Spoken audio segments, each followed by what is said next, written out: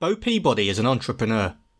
The first company he built, Tripod, was the 8th largest website in the world before it was sold to Lycos for $58 million in 1998.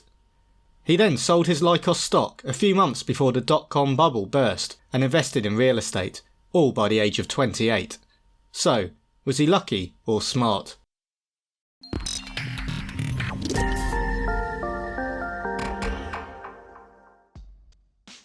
While he was at university, Bo Peabody worked with one of his professors to co-found the internet startup Tripod. After graduating in 1994, he hired some programmers and produced some software that allowed people to produce their own personal homepage. By 1995, he had learnt how to write a business plan and convinced a venture capital firm to finance the company with $3 million. By mid-1997, Tripod had 1 million registered members, but never made a profit. On New Year's Eve in 1998, Peabody agreed to sell the company in exchange for $58 million in stock of the company buying it, Lycos.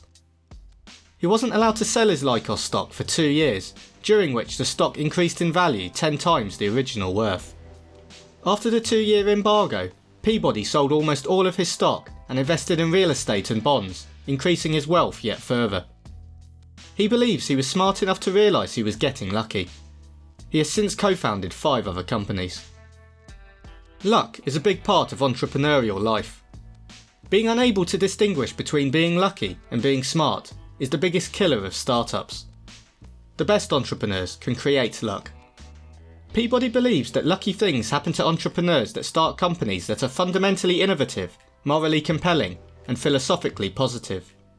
This is because lots of smart people will gather around these sorts of companies. When smart people gather around these types of companies, they work hard. When they work hard, serendipity follows. To discover which of these companies contains these elements, you need to look at the company's mission rather than their business plan. Google's business model, for example, is to make money by selling advertising, but its mission is to organise the world's information and make it universally accessible and useful. This type of mission statement creates authenticity and attracts smart people and allows people to not only make money, but do something they really believe in. Peabody was an entrepreneur from a young age, mowing lawns when he was 10 years old for extra cash. He thinks entrepreneurs are born, not made. As an entrepreneur, he does no one thing well, but many things well enough. For example, to raise money from investors, you need to be able to speak intelligently about any aspect of the business. Entrepreneurs are great at starting things, but not so great at managing them. There are some notable exceptions, but this is why so many startups fail. Entrepreneurs need managers. Their job is to attract, organise and motivate the best managers. Many business books these days focus on helping you get from good to great, but Peabody believes that great should never be the enemy of good. Entrepreneurs shouldn't strive for greatness, and a good decision made quickly is far better than a great decision made slowly. All startups can be improved on and are not yet great. The main objective should be to not mess up and fail. Success is about being around tomorrow. For a startup, survival is success. They move more quickly than larger established companies and don't have time to perfect their products. The workload at a startup is all-consuming. Bo Peabody's main problem when working at Tripod was time.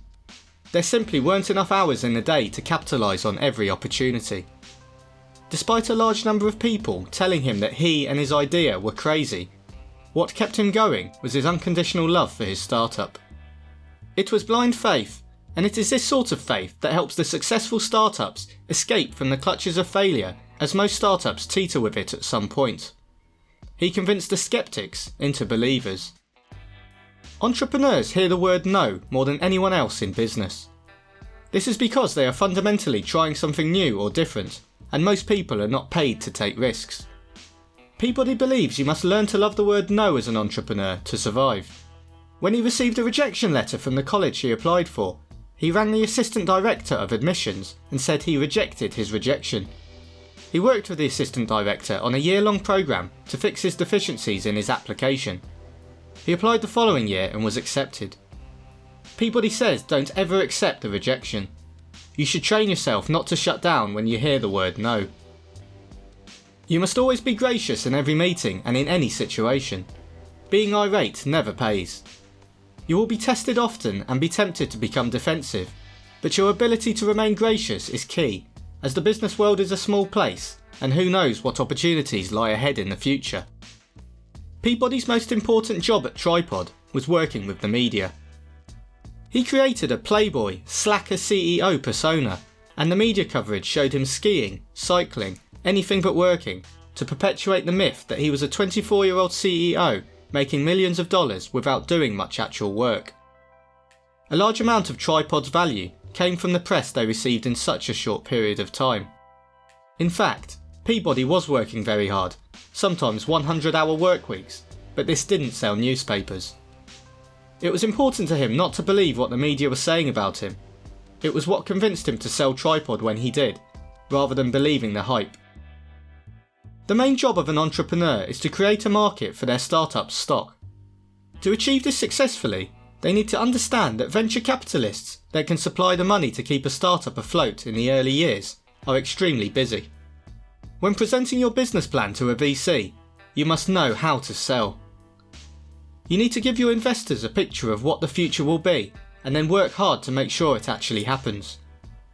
When pitching your idea, remember that difficult questions do have a right answer, and it is important to admit if you have no idea what it is.